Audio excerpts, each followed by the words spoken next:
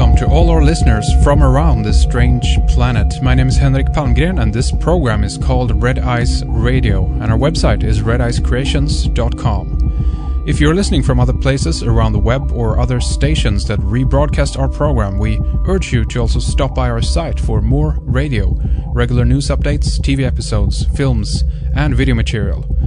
We have a year of radio for you up there right now. That's about 130 hours, ad-free, on-demand, stream or download as you please for free. Talk radio on all kinds of topics. If you want to hear more and get access to the second hour of our program and the full archive going back to 2006, plus tons of other stuff, sign up for a membership. It's just €5 per month. You can try it out for 3 months and download it all, if you so please. Today's program is dedicated to the topic of crop circles or crop templates. Author Barbara Lamb is with us. She has written the books Alien Abductions, 25 Cases of Close Encounter Never Before Revealed, and Crop Circles Revealed, Language of the Light Symbols. Her website is barbaralammft.com. Barbara received her Bachelor of Arts in Massachusetts and her Master's degree in Behavioral Science at the University of La Verne in California. She specialized in regression therapy with people who experience encounters with extraterrestrial beings, trained in regression therapy for several years during the 1980s by the Association for Past Life Research and Therapies. She began working with ET experiences in 91. She has conducted regressions with more than 560 of them, totaling at least 1,800 regressions to these types of encounters.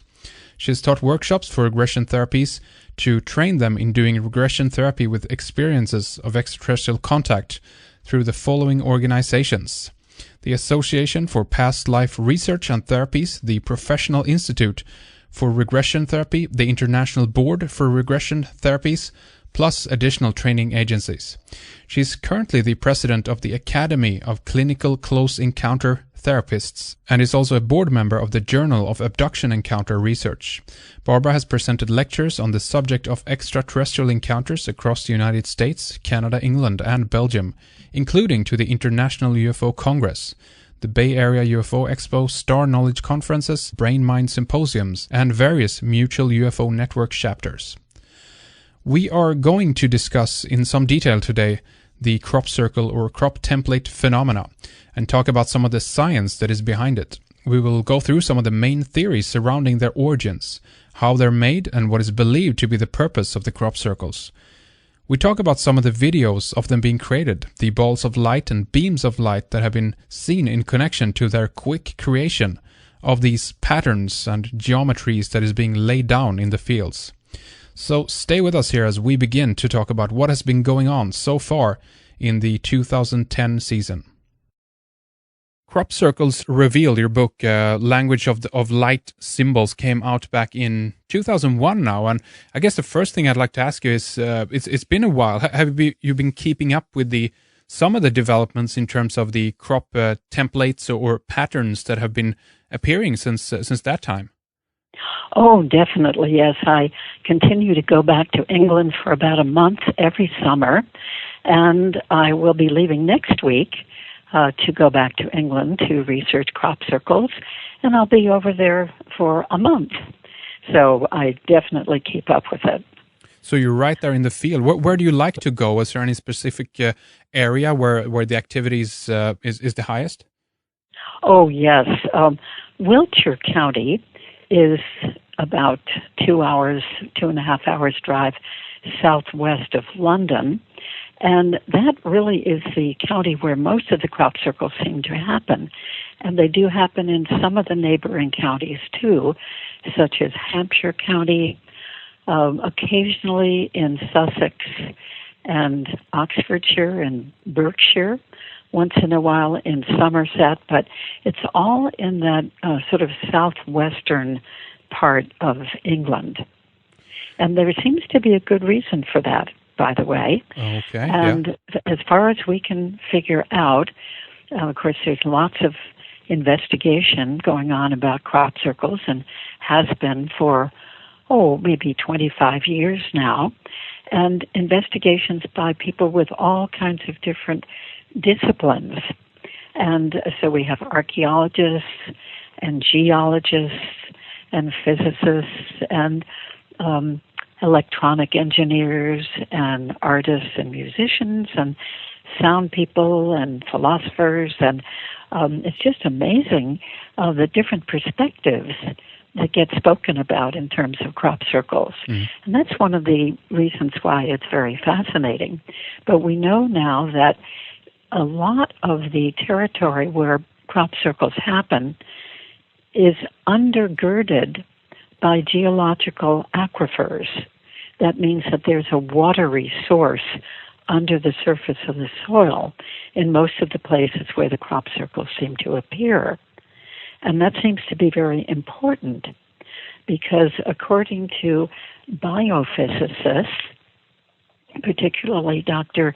Levengood in the state of Michigan, he and his team, after testing many thousands, probably millions by now, of crop circle plants, that he or they have determined that a very high heat tends to come down from the upper atmosphere, they think. And it comes down in kind of a spiral, like a spiraling cone of a complex combination of energies. And these energies are extremely hot. They think that the energies might be 800 degrees Fahrenheit, at least. That's really hot. That's really hot. And so this spiraling vortex of energy comes down to the fields and swirls around and creates the pattern. And then it doesn't burn the plants, which is really amazing, considering all that heat. So the theory is that because there's so much water under the surface in those particular locations, they might be underground ponds or streams or lakes, anyway, geological aquifer, which holds a lot of water, that when this heat comes spiraling down, it may draw up the moisture from under the surface of the soil, creating a steam effect.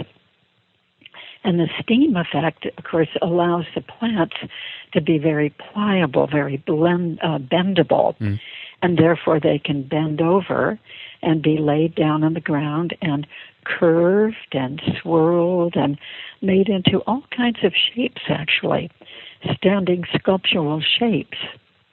And if it weren't for the water under the surface of the soil, that probably couldn't happen. The plants would burn, and also they just would not be able to be shaped and to retain their shape.